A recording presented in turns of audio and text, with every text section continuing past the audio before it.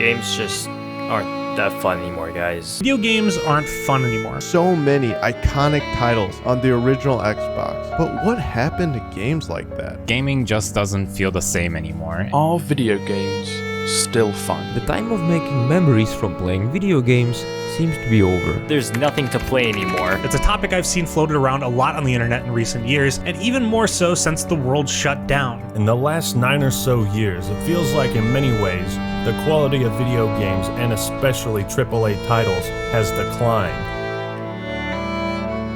So what is it that has caused the decline of gaming? There was a time where certain video game development companies were unbelievably consistent with producing high-quality products. Game development used to be just a bunch of nerds pooling their talents and creativity to make something incredible, something they would want to play.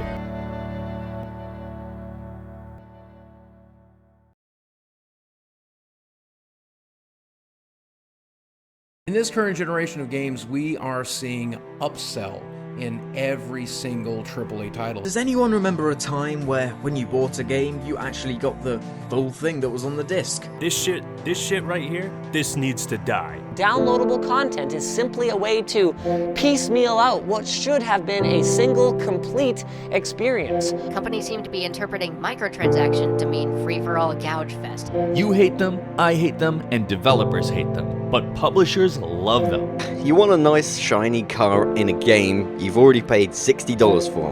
Well, you know what? The developer has decided you're gonna have to pay £120. Microtransactions have infested everything. Is it me?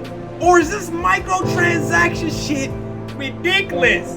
This is out of control. Award goes to, oh man, I have to pay a microtransaction to unlock. That's so stupid. Microtransactions are far, far worse because they're very literally charging you for content that's in the game, as opposed to DLC where we assume they've taken it out.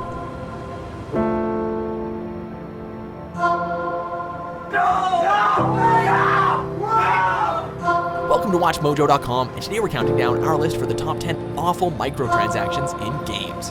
It's become rapidly apparent that these games are not without their problems, and one of the biggest appears to be a rather large infiltration of microtransactions. We are seeing day one DLC, we're seeing additional skins, we're seeing season passes, we're seeing built-in microtransactions. Paying to get ahead should just be considered another form of cheating. I mean, is it really any different than buying a Diablo 1 trainer? These are some of the most notable games to have microtransactions, and this isn't even scratching the surface. None of this paying money to get extra weapon skins or experience boosts. It all just used to be on the disc and fully unlockable in-game without all the bullshit. When you are 6 hours into playing Battlefield and you run out of ammo in your clip and we ask you for $1 to reload, you're really not very price sensitive at that point in time. And for what it's worth, the cogs on the clip are really low. But when added up, the sales from aftermarket content have actually created a multi-billion-dollar industry, with individual companies like EA reporting profits reaching $921 million in the last year alone.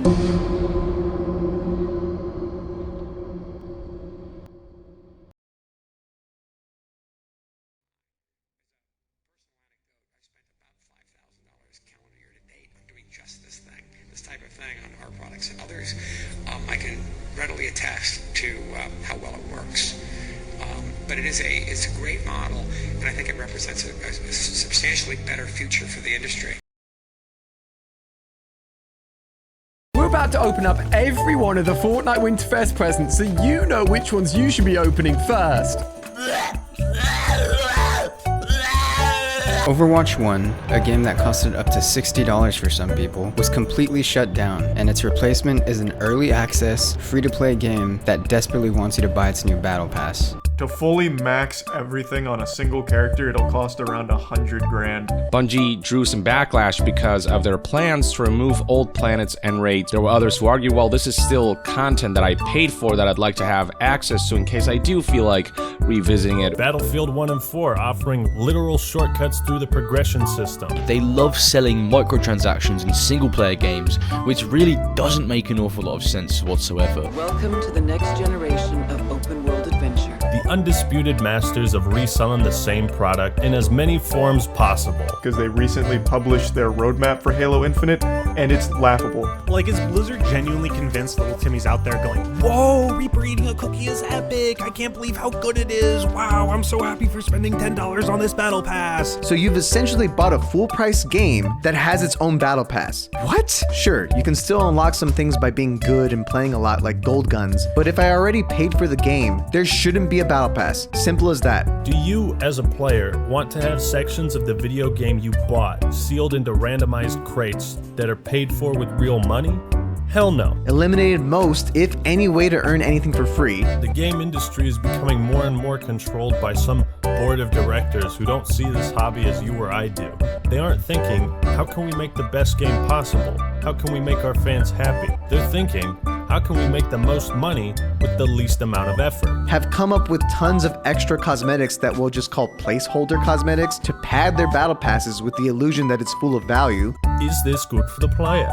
3, they make progressing through the battle pass tedious with very specific and sometimes ridiculously unfair challenges. Is it good for the player to unlock gameplay altering abilities or cosmetic items in monetized randomized loot boxes? Is that a form of progression and unlocks that is beneficial to the player? Of course not. This means some games' battle passes require way more time to complete than others. And with 50 plus free-to-play games out now, all vying for your attention, time is something that most people don't really have.